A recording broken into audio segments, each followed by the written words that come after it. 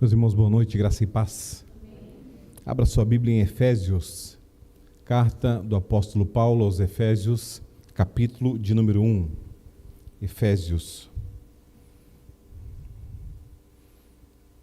Nós leremos os primeiros 14 versículos. Efésios 1, do versículo 1 ao versículo 14.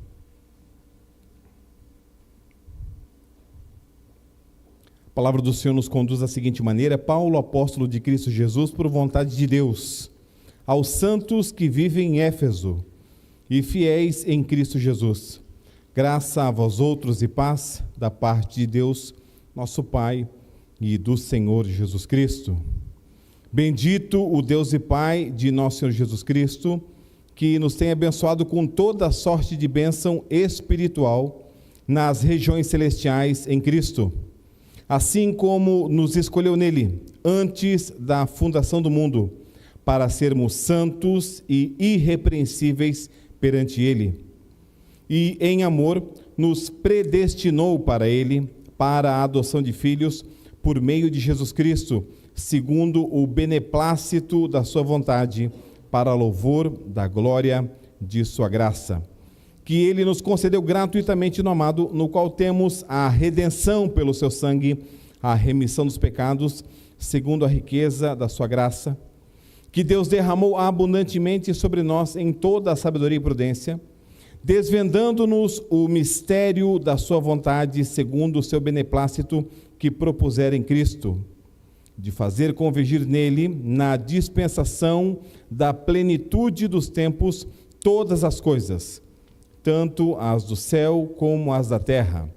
Nele, digo, do qual fomos também feitos herança, predestinados segundo o propósito daquele que faz todas as coisas conforme o conselho da sua vontade, a fim de sermos para louvor da sua glória, nós os que de antemão esperamos em Cristo, em quem também vós, depois que ouvistes a palavra da verdade, o evangelho da vossa salvação, tendo nele também crido, fostes selados com o Santo Espírito da promessa, o qual é o penhor da nossa herança, até o resgate da sua propriedade, em louvor da sua glória. Amém.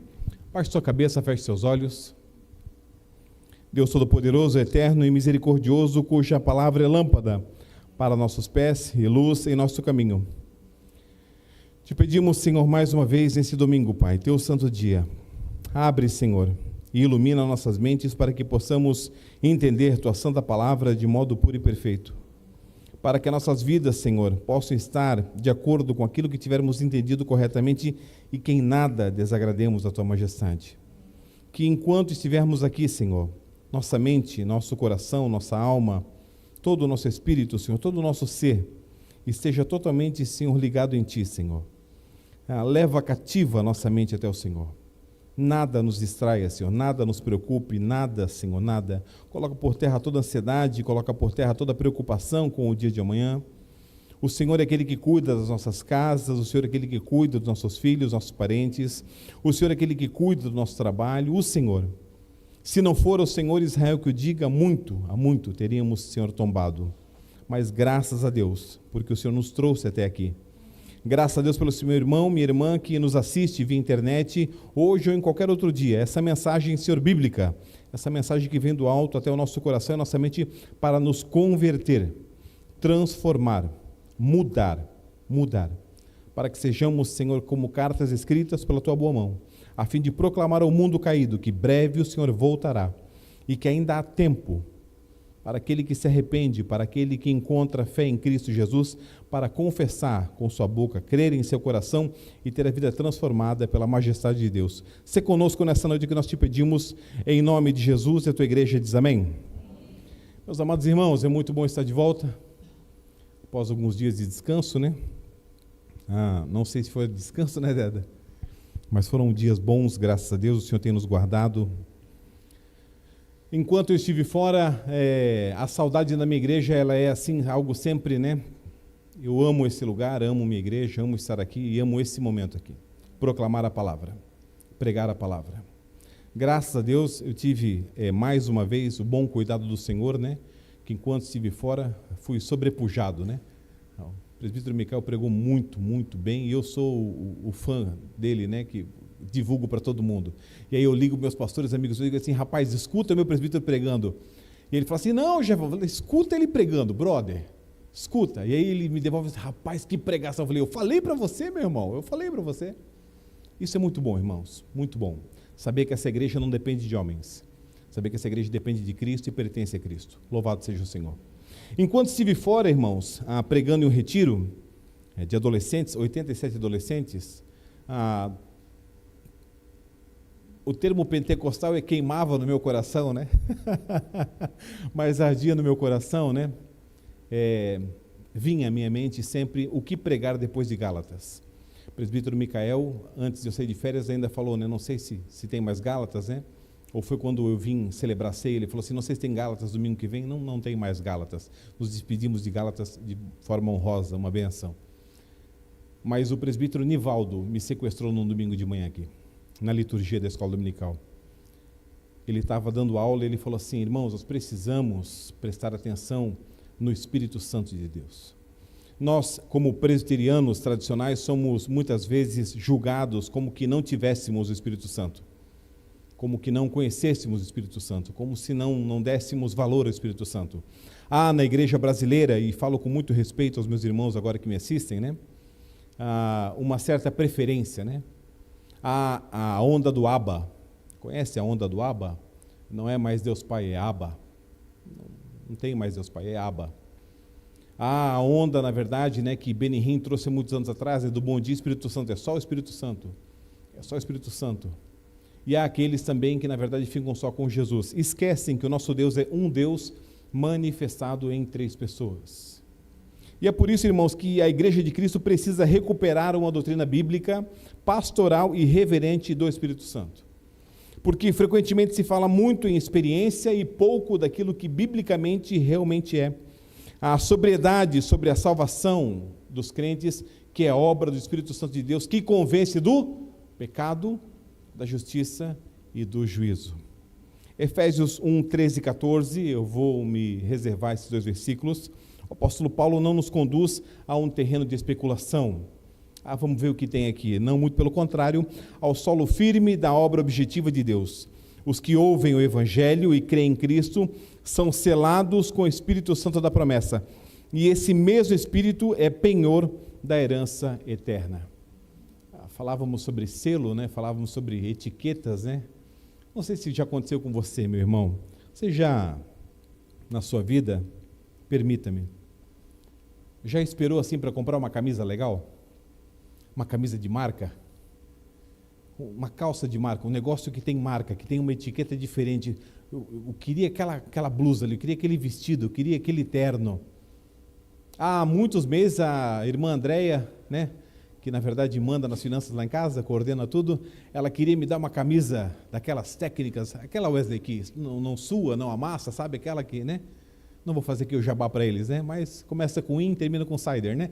Então, assim, é aquela camisa. E ela falou assim, amor, essa camisa para você ia ser demais, amor. E ela veio com uma etiqueta tão grande que eu estou usando como marcador de página, gigante, assim, um selo gigante. E eu até pensei em deixar pendurado assim, né? Mas assim, olha, agora eu tenho uma camisa dessa, né? Irmãos, quando a gente vê esse texto aqui, a gente vê que a gente também foi selado, que a gente também tem uma marca. E é uma marca muito mais importante que qualquer marca de roupa, que qualquer marca de tênis, sapato, de qualquer grife. Que nós, que somos de Cristo, não estamos apegados a isso ou escravos disso. Porque no céu onde vamos morar, só tem um modelito. Linho fino, branco, só. Todo mundo de branco. Pastor, não gosto de branco. É melhor gostar, irmão, porque para onde você vai, só tem branco. Aleluia. Pastor, eu não gosto de ouro. Irmãos, a rua lá é de ouro. É assim que funciona. Eu gosto de prata. Não tem prata. Observe, irmãos, que há uma necessidade muito grande, minha e sua, de retornarmos a essa questão do Espírito Santo e como somos marcados, selados, propriedade do Senhor, por causa daquela velha narrativa que o pastor vem, na verdade, lutando contra neste púlpito a cada domingo. A minha casa, minha vida, meu corpo, minhas regras, isso não existe para nós que somos de Jesus. A minha casa é do Senhor, a minha família é do Senhor, o meu corpo é do Senhor. A forma que me visto, a forma que falo, a forma que me instruo, tudo pertence ao Senhor. Por quê? Porque fui comprado por um alto preço. Semana passada celebramos isso. O alto preço que foi pago por mim e por você na cruz do Calvário, sangue carmesim de Jesus. Mas não foi apenas esse preço. Há um selo, há um consolador que nos acompanha. Há um Deus poderoso que nos instrui. É sobre ele que vamos falar daqui para frente por alguns domingos. João Calvino destaca nesse texto que lemos que o próprio Espírito Santo é o selo e não apenas um rito posterior a uma experiência extraordinária subsequente à fé. Trata-se da obra do Espírito Santo no coração do crente, a certeza da palavra de Deus, ligando verdadeiramente a Cristo, porque alguns pensam assim, depois do batismo, né, pastor? O Espírito Santo, ele vem depois do batismo. O Espírito Santo vem depois que eu termino o curso de catecúmenos, de integração de novos membros. Então, o Espírito Santo vem depois que eu ganho minha carteirinha de membro da Igreja Presbiteriana do Brasil. Não funciona assim, irmãos. Funciona desde antes da fundação do mundo, quando o Senhor olhou para mim e para você e escreveu o nosso nome naquele grande livro. Por isso fomos predestinados, escolhidos. Observe que o tema da exposição dessa noite é que o Espírito Santo sela o crente para assegurar seu pertencimento a Deus e se dá como penhor para sustentar sua esperança até a redenção final. Notemos desde já que toda essa obra, o selo, o penhor, a herança, existe, como Paulo repetiu 3 vezes neste capítulo, em louvor da sua glória, porque é para Ele, é por causa dEle, é por meio dEle, todas as coisas. É para a glória do Senhor, não para a nossa glória. Por isso que nós não nos gabamos, né? Oi, você sabia que eu tenho o Espírito Santo? Oi, você sabia que eu sou o templo do Espírito Santo? Oi, essa noite eu tive um sonho, eu acho que foi o... Isso é muito perigoso, irmãos. Por quê? Observe, a salvação não é um palco para a experiência humana, mas é um monumento à graça soberana do nosso Deus Trino. Por isso, o primeiro ponto que eu queria trazer nessa noite para você é que o selo do Espírito confirma que pertencemos a Deus. Eu e você pertencemos ao Senhor. Paulo diz aos Efésios, fostes selados com o Santo Espírito da promessa. Na linguagem bíblica e no uso antigo, o selo indicava propriedade, autenticação e segurança. Por isso, ser selado pelo Espírito significa ser marcado por Deus como sua possessão santa, reconhecida e guardada para si. Charles Hodge, que foi professor de teologia sistemática do nosso querido Ashbel Green Simonton, resume bem esse sentido ao afirmar que o selo é usado para indicar propriedade, para autenticar o que é verdadeiro e para preservar seguro ou ainda inviolado. Logo, a habitação do Santo Espírito de Deus em mim e em você marca eu e você como pertencente a Deus, autenticando nossa fé e preservando para a redenção. E é isso que nos mantém firmes. O Espírito Santo de Deus. Ou você acha que com este clima catarinense, com esta, deu uma refrescada agora, não ficou frio ainda, uma refrescada, nós estaríamos aqui, se não fora o Santo Espírito de Deus nos abraçando e falando, filho, vem filho, vamos à casa do Senhor, alegrei-me quando me disseram, vinde, vamos à casa do Senhor. Observe, irmãos, que Dr. William Hendrickson, comentando esse texto, afirma que um selo nos tempos antigos não era estampado, porém era fixado ou atado a um objeto, e por isso eu trouxe a ilustração da etiqueta. Era usado para quê? Primeiro, garantir o caráter autêntico de um documento, ou ainda figuramente de uma pessoa. Segundo, marcar uma propriedade, e terceiro, proteger contra violação e dano. O contexto parece indicar que a primeira dessas 3 ideias, a autenticação ou certificação, é fundamental nessa passagem que lemos. O Espírito já havia testificado em seus corações, e também no meu e no seu, que somos filhos de Deus. E se somos filhos, também somos herdeiros, co-herdeiros com Cristo. Romanos 8,17 nos garante isso. Pessoas a quem nada pode prejudicar, e a quem todas as coisas cooperam juntamente para o bem. Lembre-se, irmãos, nada pode prejudicar eu e você. Por quê, pastor? Porque nós somos eternos. Se somos de Cristo, somos eternos com Cristo. Se não somos de Cristo, se não nos decidimos pelo Senhor, se não ouvimos a sua doce voz dizendo: vinde a mim todos vós que estáis cansados e sobrecarregados, aí é um perigo. Mas se eu já confessei com a minha boca, criei no meu coração, se já vejo os frutos da mudança do evangelho na minha vida, então tudo aqui, irmão, é passageiro, inclusive as felicidades, inclusive essas pequenas satisfações. Vocês tinham que ver como a irmã Andréia sorria e ficava feliz quando viu que eu gostei da camisa. E a frase ela assim: eu amo quando eu acerto, amor. Eu falei: meu amor, eu te amo porque você sempre acerta. Irmãos, é assim que funciona. Quando eu e você compreendemos a alegria do Senhor, a alegria do povo de Deus em ver o Senhor, tudo isso que resulta no que? No júbilo, na glória que pertence ao nosso Deus. Preste atenção, irmãos, é evidente que em tais casos, os três propósitos mencionados a respeito do selo se combinam. A autenticação implica em propriedade, propriedade implica em proteção. Você lembra, o pastor já falou aqui para você, que no Antigo Testamento, o escravo, ele poderia optar, depois de um tempo servindo ao seu senhor, em permanecer escravo para sempre. Ele vinha até a soleira da porta, o seu senhor furava a sua orelha e ele se tornava o escravo da orelha furada. Para sempre seria escravo.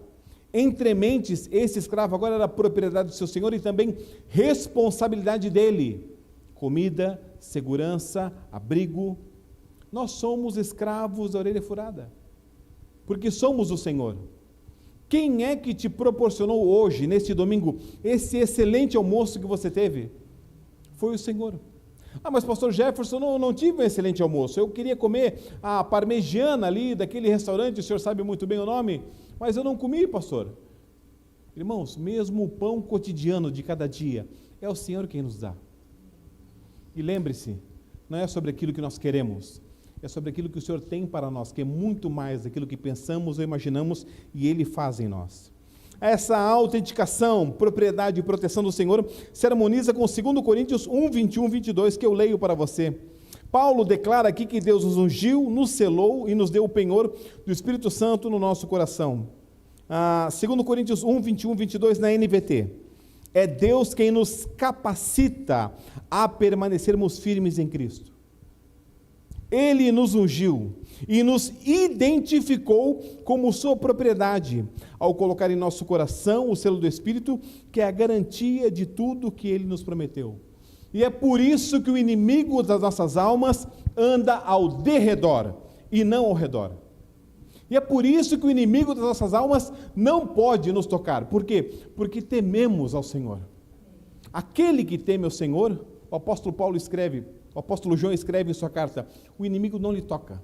Por quê? Porque somos propriedade de Deus. Pastor Jefferson, mas outro dia eu bati meu carro, outro dia alguém entrou lá na minha casa, irmãos, tudo material. Estou falando sobre salvação, estou falando sobre eternidade, estou falando sobre algo muito melhor do que aqui. E isso é o que nos interessa de verdade. Calvino insiste que a ênfase não recai sobre o batismo em si, nem sobre um segundo estágio da vida cristã, mas é a ação do próprio Espírito que sela os crentes quando estes ouvem o Evangelho e creem em Cristo. A exegese reformada sustenta que Efésios 1,13 não ensina o intervalo necessário entre fé e selagem. Antes, a união com Cristo pela fé traz consigo os benefícios de Cristo, inclusive a obra do Santo Espírito. Vale notar que o particípio grego, psteusantes, significa tendo crido, precede a selagem na estrutura do texto, mas isso indica a ordem lógica, não temporal. Fé e selagem não são dois eventos separados na experiência do crente, são dois aspectos de uma única realidade, a aplicação da salvação pelo Espírito, aquele que ouve e crê. Por isso eu e você não estamos o que aqui? Sentindo coisas, mas cremos na palavra.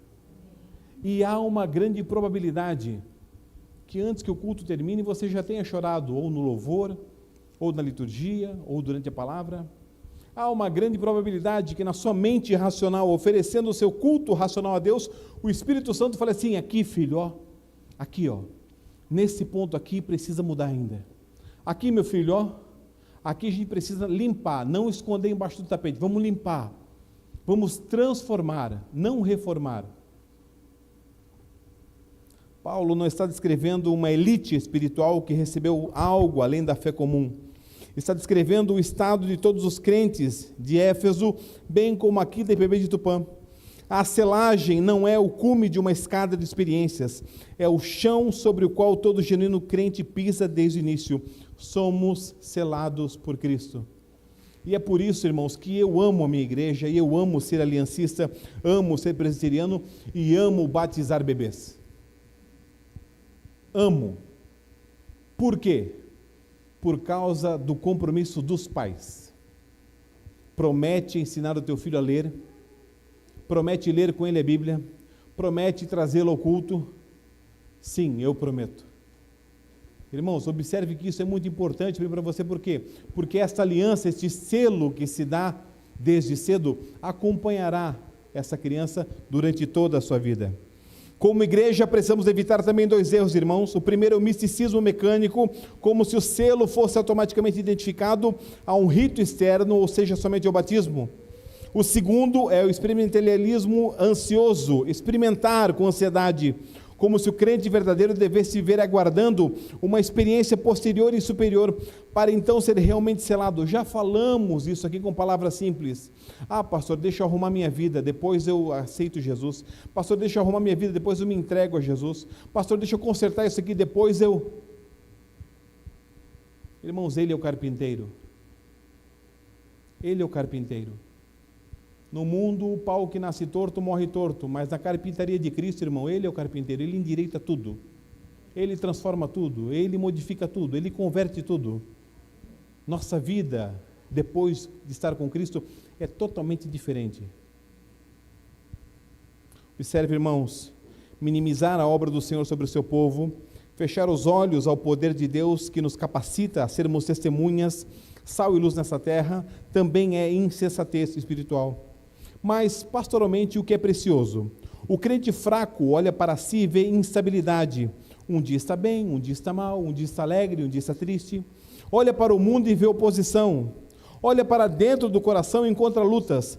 Mas o texto me convoca, te convoca a olhar para a obra de Deus. Não é o crente que se marca a si mesmo como pertencente ao Senhor. É Deus quem o sela pelo Espírito Santo. Eu vou fazer essa semana, muito cuidado agora, ok, irmãos? Muito cuidado agora. Vou fazer essa semana uma tatuagem no meu antebraço. Sou de Jesus. O que mudou? Nós temos agora uma tatuagem que alguém vai levar assim, pastor, que legal, sou de Jesus, eu já sabia. Deus também sabia, e eu também sabia. Observe, não é algo que eu faço, irmãos, é algo que o Senhor já fez. Mas eu preciso me lembrar disso para quê? Para que eu não seja vendido ao mundo. Pastor, como é ser vendido ao mundo? É muito simples, irmãos, é a roda do escarnecedor, onde entramos sem saber. É aquela conversinha boba que leva a outra conversinha boba, que leva a outra coisa boba, que vira murmuração, que vira pecado de feitiçaria, que vira pecado contra o Senhor. Nós pertencemos ao Senhor, estamos marcados pelo Senhor.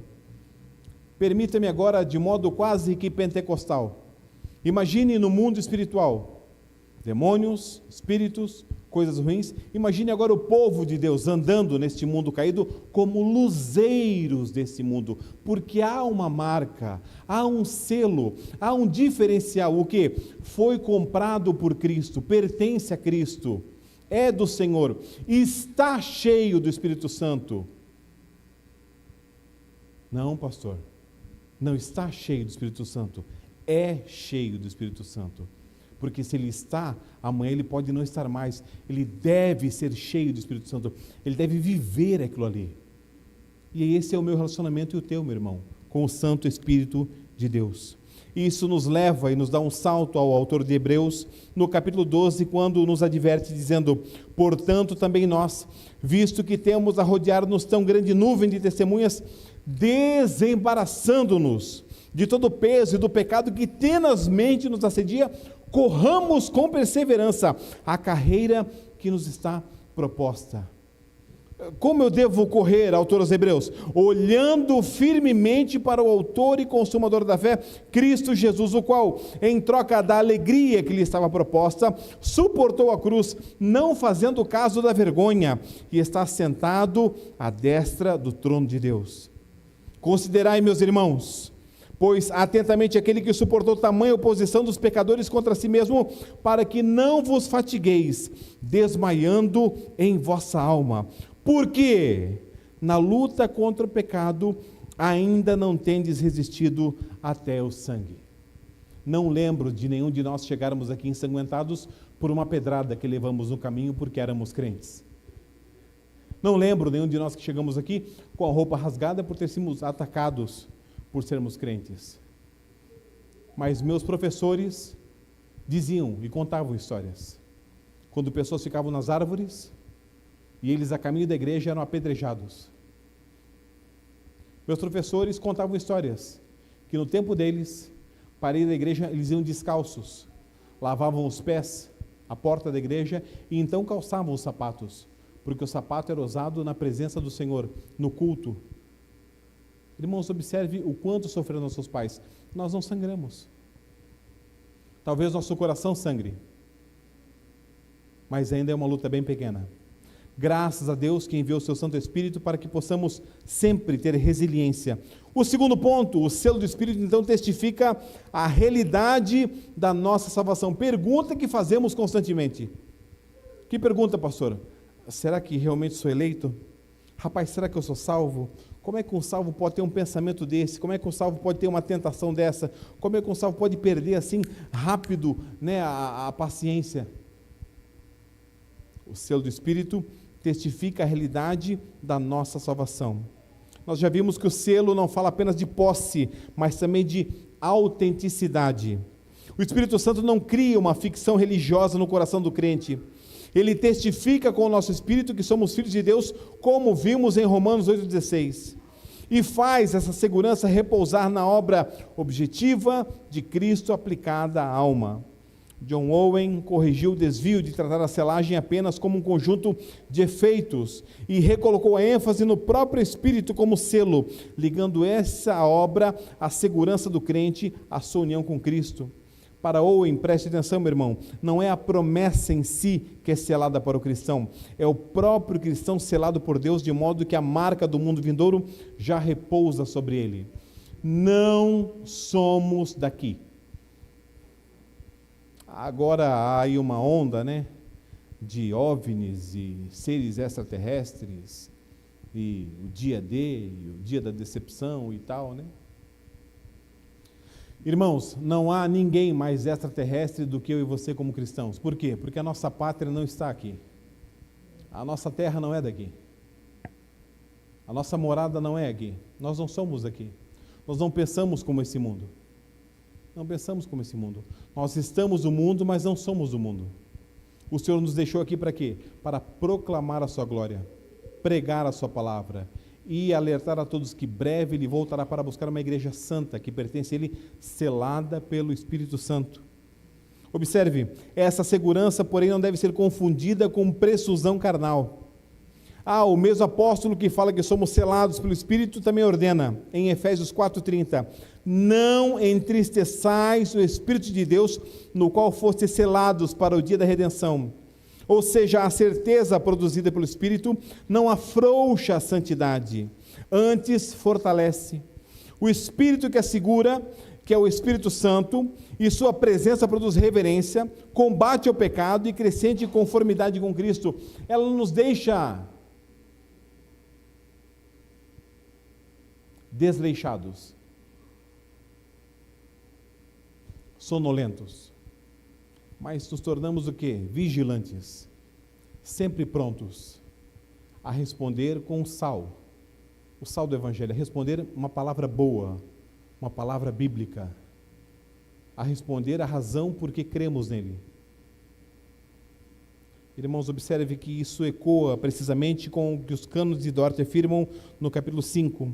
A doutrina da perseverança dos santos, profundamente conhecida por nós presbiterianos, não produz negligência ou libertinagem, mas gratidão, vigilância e oração. A certeza genuína sempre se reconhece pelo fruto que produz, nunca pelo entorpecimento que promove. Muitos amigos meus, arminianos, quando me acusam a respeito da célebre frase, uma vez salvo, salvo para sempre, dizem assim: pastor, isso é impossível, porque alguém salvo para sempre se tornaria desleixado. E eu sempre respondo, muito pelo contrário, uma vez salvo, agora que eu estou atento à voz, lá vem o noivo, com óleo na minha lâmpada, lá vem o noivo. Quando o noivo chegar, eu não quero estar dormindo, eu quero estar atento, porque breve virá o meu Senhor. Eu quero adentrar as portas com Ele para as bodas do Cordeiro. Meus irmãos, R6 Pro observa que o alvo da redenção é a santidade, porque o Espírito Santo é santificador e aplica a obra de Cristo à nossa vida, para nos conduzir à conformidade com a imagem de Jesus Cristo.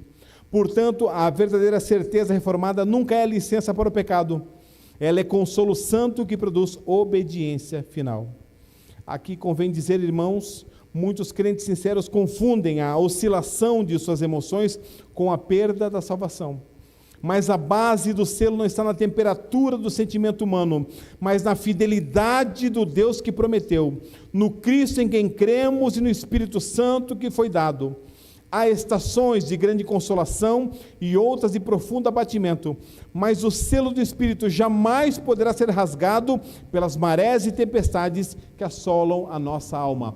Eu sou de Jesus, fui comprado por Jesus, breve estarei com Jesus. Mas olha a sua vida, Jefferson, olha aí, né, esse pampeiro ali, não me interessa. Eu não vou olhar para o vento, eu não vou olhar para o mar, eu vou olhar para Jesus. Se eu olhar para Jesus, eu ando por cima das águas e chego no meu mestre. Se eu olhar para o vento, para o mar, eu afundo. E Jesus vai falar assim, onde está a tua fé? John Bunyan conheceu esse abismo, irmãos. Richard Baxter acompanhou almas na escuridão. John Owen escreveu sobre ela com profundidade clínica. E todos chegaram à mesma conclusão que Paulo. A ancoragem da certeza não está apenas dentro do crente, mas fora dele, em Cristo Jesus, em quem fomos selados. Por isso olhamos para ele o quê? Firmemente. Uma coisa faço, esquecendo-me das coisas que para trás ficam, rumo para o alvo, pelo prêmio da soberana vocação em Cristo Jesus. Quem sabe, amados, a mão gentil que segura o nosso rosto, olhando para Cristo, não seja a mão do nosso amado Espírito Santo. O terceiro e último ponto é que o penhor do Espírito garante a herança que ainda receberemos. Paulo prossegue dizendo que o Espírito é o penhor da nossa herança, até o resgate da sua propriedade em louvor da sua glória. Penhor na cultura do mundo antigo e na linguagem do Novo Testamento é o pagamento inicial, a garantia, é a antecipação real daquilo que será plenamente recebido na consumação. O termo usado, grego aqui, era para o mundo comercial designar o sinal dado como garantia de um contrato. É quase aquele cheque calção, como nós costumamos falar, né? Aquela entrada. Não era uma mera promessa futura, mas o primeiro pagamento real que comprometia o comprador a honrar o restante.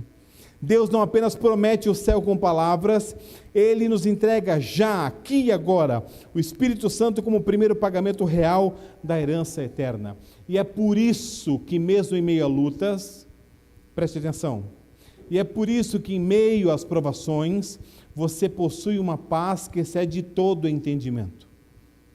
Você possui uma certeza que excede toda a questão natural, que Cristo está no controle da sua vida. Há um céu, o mais alto céu, há um trono, o mais alto trono, e nesse trono nosso Deus está assentado, coordenando todas as coisas em sua divina providência para a glória do seu santo nome. Nada sai do controle do nosso Deus. Isso chama-se soberania. No que eu mando? Em nada. No que Ele manda? Tudo. Isso não me torna um robô sem sentimentos. Isso não me torna uma samambaia aguardando ser regado, não. Sou filho de Deus, cheio do Espírito Santo de Deus, mas compreendo o quê? Como no deserto, o povo andava quando a nuvem andava, o povo andava quando a coluna de fogo se movia, ninguém andava se o Senhor não mandava andar. Não saia debaixo da nuvem do Senhor, irmãos. Não saia da presença do Senhor. Não se apresse. Nos apressamos, não? Nossa, pastor, minha casa, o resto do meu almoço, meu cobertor. Calma, calma. Só mais um pouquinho. Só mais um pouquinho. Caminho de Emaús. Senhor, fica, já se faz tarde. Fica comigo, Senhor. Lucas 10, 34, 35 é lembrado de imediato quando falamos sobre pagamento, porque nos lembramos do trecho da parábola do bom samaritano, quando Cristo disse que, chegando-se-lhe, pensou-lhe os ferimentos, aplicou óleo e vinho e, colocando sobre o seu próprio animal, levou-o para uma hospedaria e tratou dele. O termo tratou dele é muito simplista. Passou a noite toda cuidando dele. Passou a noite em claro, oferecendo cuidados. No dia seguinte, versículo 35, tirou 2 denários e entregou ao hospedeiro, dizendo: cuida deste homem, e se alguma coisa gastares a mais, eu te indenizarei quando voltar. Esse é o Espírito Santo. Esse é o Espírito Santo. E talvez você possa ousadamente, absurdamente dizer assim: mas pastor, não é o suficiente. Não me é o suficiente o Espírito Santo, pastor, porque eu queria mais. Então não te preocupa, porque breve você terá mais. Ao soar da trombeta, os mortos em Cristo ressuscitarão primeiro, e depois nós, os que estivermos vivos, seremos transformados e subiremos ao céu ao encontro dele. E isso é muito mais do que qualquer um possa pedir. Irmão, tenha um coração agradecido. Tenha um coração agradecido, tenha um coração grato. Você possui a Sagrada Escritura escrita na sua língua.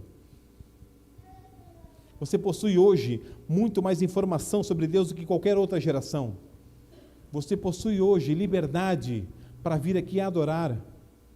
Quer bater palmas? Bata palmas. Quer levantar a mão? Levante a mão. Quer dizer glória a Deus, aleluia? Diga glória a Deus, aleluia. Você está numa igreja bíblica, livre. Muitas vezes, permita-me, cuidadosamente, ok? Te amo. Muitas vezes, nós deixamos passar oportunidades ímpares em relação ao Espírito Santo de Deus, em relação ao Senhor. Hoje, o pastor olhou umas 3, 4 vezes para trás, pensei em estar sozinho, porque vi o Ministério de Cânticos cantando aqui, eu não ouvi, eu disse assim, rapaz, e aí eu lembrei do que eu aprendi há muito tempo com o meu Senhor, que quando eu me escuto, isso serve para mim, talvez sirva para você, mas quando eu me escuto, eu digo, então eu estou louvando certo, eu estou me ouvindo. Quando eu estou... Quando eu me escuto, pastor, eu não sou extrovertido, pastor, não tem problema, irmãos, Deus te entende, mas não perca a oportunidade, irmãos. Vai haver dias, escute o que eu estou te dizendo, haverão dias que você vai querer cantar e não vão deixar você cantar. Vai querer adorar e não vai ter lugar para adorar. Hoje nós temos. O Espírito Santo passa por nós, no meio desses bancos, oferecendo cura, oferecendo libertação, oferecendo transformação, e nós estamos atabalhoados, pensando qual é o próximo jogo da Copa. Pensando se tal figurinha eu vou conseguir trocar ou não, para completar o meu álbum. Tudo passageiro, tudo pífio. Irmãos, vede quão grande amor o Senhor tem por ti, a te colocar nessa igreja, a te trazer para cá, a termos queridos visitantes que nos visitam, nos honram com sua presença, irmãos que nos assistem, Espanha, Japão, Portugal, gostariam de estar aqui conosco, não podem. Nós estamos aqui, não perca este momento do culto, adore o Senhor, adore o Senhor, adore.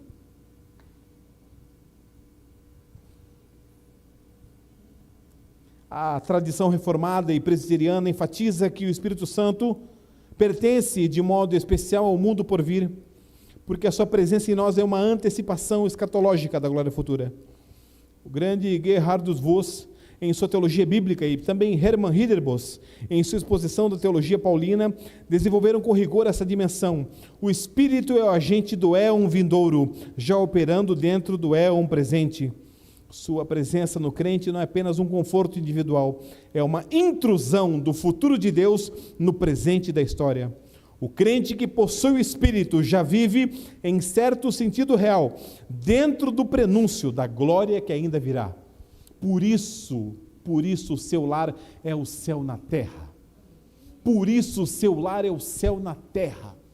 Por isso ele se sente tão bem ao chegar em casa.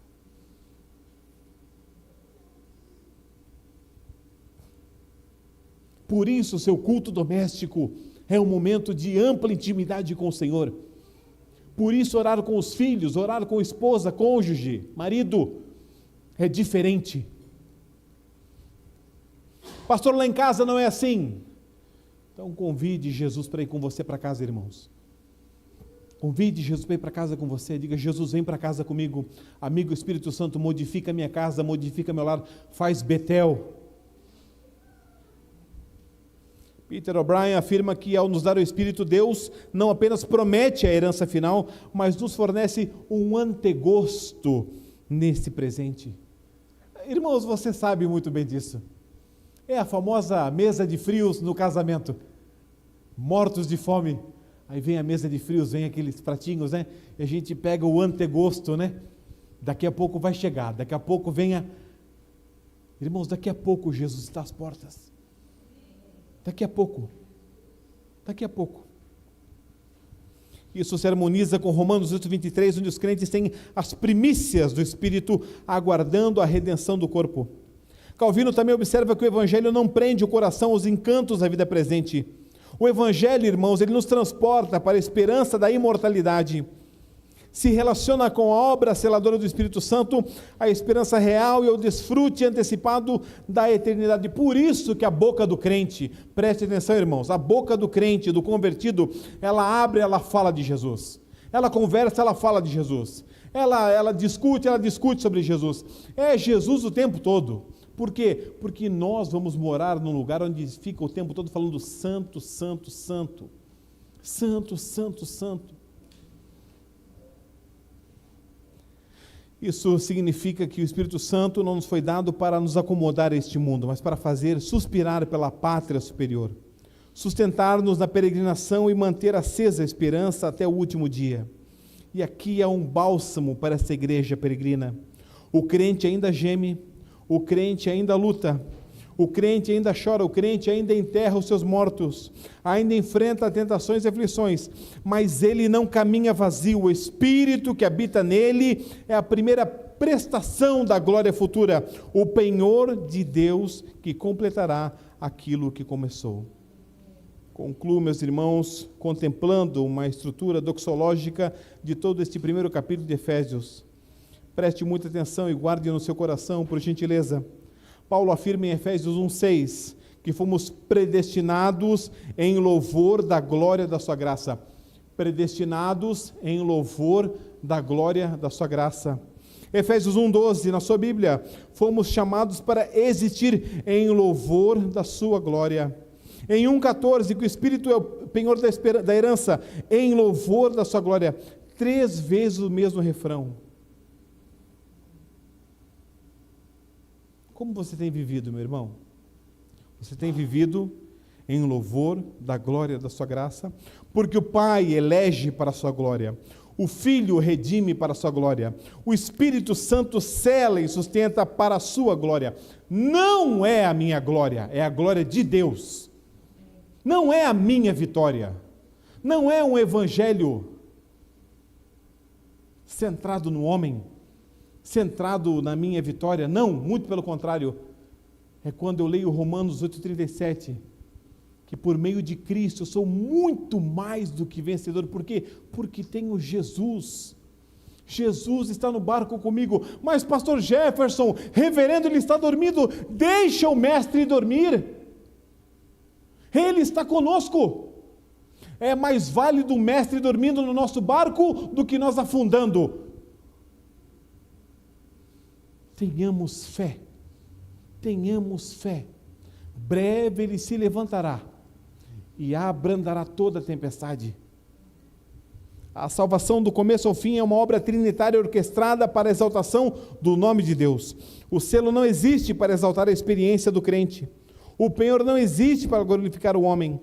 Toda a economia da graça é um monumento eterno à glória soberana do Deus Trino. Indo para casa, eu e você, nessa noite, penúltimo domingo de junho, algumas aplicações daqui até a eternidade. Esse texto, meus irmãos, nos convoca, em primeiro lugar, a examinar.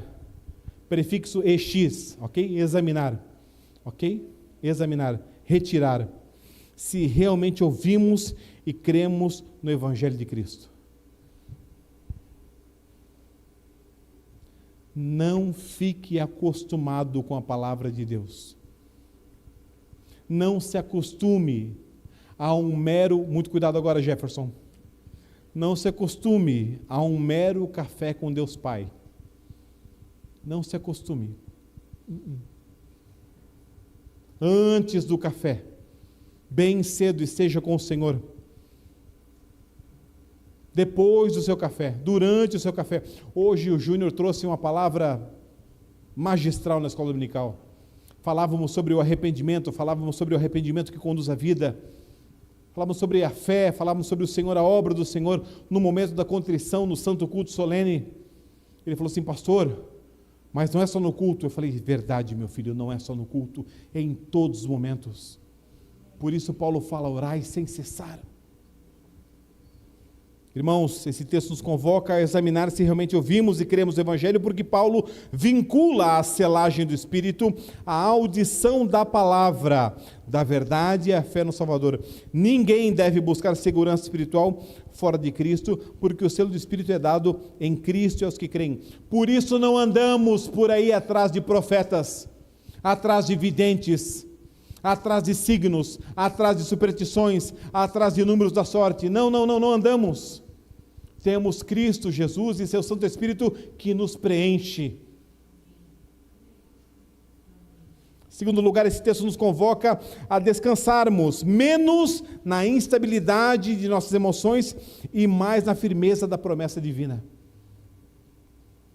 Há irmãos que, nas estações de tribulação, melancolia, concluem que não podem pertencer ao Senhor, porque não vivem em constante alegria. Puxa, pastor, eu queria ser igual ao Senhor, pastor. Não queira ser igual ao pastor. Seja igual a Jesus, irmãos. Seja igual a Jesus, irmãos. Admire seus presbíteros, seus irmãos, seus pastores, admire. Caminhe com eles, ande com eles, coma com eles, sente-se à mesa com eles, converse com eles, ore com eles. Mas olhe para mais alto. Olhe acima. Rompa. Quero ser como Jesus, pensar como Jesus, falar como Jesus, sentir como Jesus, responder como Jesus. A certeza da salvação não repousa sobre o estado das emoções, e sim sobre a obra inabalável do Pai que elegeu, do Filho que redimiu, do Espírito Santo que selou. Não confie no seu enganoso coração, confie em Deus. Ah, pastor, certamente isso eu vou comprar, mas tem como? Não tenho, mas Deus vai dar um jeito. Não, Deus não vai dar um jeito, não vai. Ah, pastor, vou entrar. Não entra. Já perguntou para Deus, já conversou com Deus? É teu lugar aqui? Em terceiro lugar, o texto nos convoca a santidade reverente. Se fomos selados pelo Santo Espírito, não devemos entristecê-lo com uma vida de duplicidade. Ovelhas aqui, bodes lá fora, ovelhas aqui, lobos vorazes porta fora. Não devemos entristecê-lo com uma vida de dureza, impureza, amargura. O selo de Deus sobre nós deve ser visto não em triunfalismo carnal, mas em fé humilde. Como você conseguiu essa promoção? Graças a Deus. Como você terminou esse curso? Graças a Deus. Como você tirou uma nota tão boa na prova? Graças a Deus. Ah, você é incrível? Não sou incrível. Deus é incrível. Deus é sobrenatural. E Ele não divide a glória dEle com ninguém. Em quarto lugar, o texto nos convoca a esperança perseverante. O Espírito é o penhor da herança, portanto, o melhor da vida cristã ainda não chegou e não chegará aqui. Não é aqui. Aqui o caminho é estreito. Aqui a terra produz cardos e abrolhos. Aqui o suor cai do nosso rosto. Mas breve virá aquele que transformará todas essas coisas. Lá, naquele lugar, não tem mais morte, nem pranto, nem dor.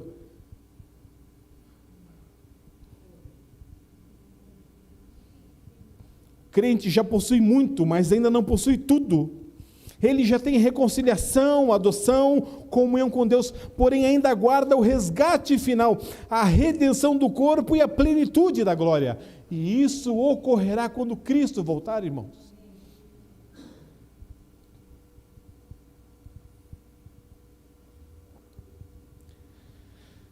Em quinto lugar, esse texto nos chama a adoração trinitária. Quando contemplamos o selo, o penhor do Espírito Santo, não estamos apenas recebendo consolo pastoral.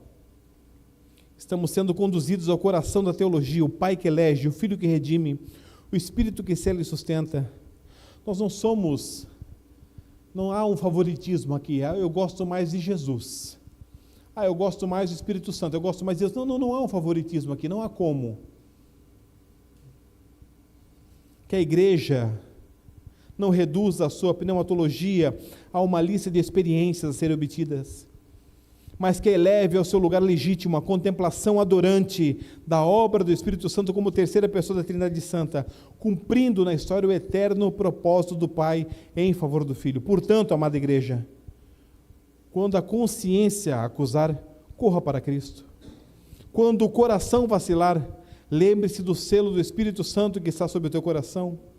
Quando a peregrinação cansar, e ela cansa, recorde-se do penhor da herança. E quando Deus lhe conceder consolo, devolva-lhe toda a glória, honra, poder, majestade, domínio. Porque do começo ao fim, a salvação pertence ao Senhor. Feche seus olhos. Deus poderoso, eterno e misericordioso, Tu és o nosso Deus. Nós não temos, Senhor, um outro Deus a quem clamar. Nós não temos um outro Deus a quem orar, Senhor, não temos. E eu oro agora, Senhor, pelos meus irmãos cansados dessa peregrinação, cansados dessa jornada, veteranos como eu, Senhor. Veteranos que não querem mais lutar, Senhor. Rogo, Senhor, por joelhos trôpegos, mãos débeis. Rogo que o Senhor fortaleça essas mãos, Senhor, firme esses joelhos, firme seus passos, Senhor. Nesse caminho estreito que temos vivido, Senhor, mas cremos que Tu és o caminho, a verdade e a vida. Cremos que não estamos sozinhos, Senhor. Não estamos sozinhos no barco, não estamos sozinhos no deserto, não estamos sozinhos, Senhor, em lugar algum, porque o Senhor está conosco.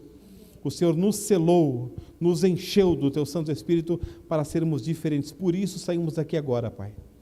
Saímos daqui agora, Senhor, para uma semana diferente. Quer faça frio, quer faça calor, quer faça chuva, quer faça sol, do Senhor é o amanhã, ao Senhor pertence. Ao Senhor pertence a nossa vida, Senhor. Nós queremos oportunidades, dá-nos oportunidades, Pai, missionais, para nessa semana podermos proclamar e dizer, verbalizar, responder. Mas no que você acredita? Mas que pergunta boa, que pergunta maravilhosa, no que eu acredito? Aleluia! Mas como você vive assim? Como eu vivo assim? Que pergunta magistral. Ó Senhor, leva-nos ao perdido, Senhor. Leva-nos ao cansado, fortalece-nos, Senhor. Não somos melhores do que ninguém, Senhor, mas queremos poder ajudar nossos irmãos. Queremos poder caminhar como igreja, corpo de Cristo, porque breve o Senhor voltará. Oramos, Senhor, para sermos cheios, não apenas estarmos cheios, andarmos no Espírito, falar, Senhor, pregar, proclamar, louvar, adorar, até que o Senhor volte. Oro em nome de Jesus, tua igreja diz amém.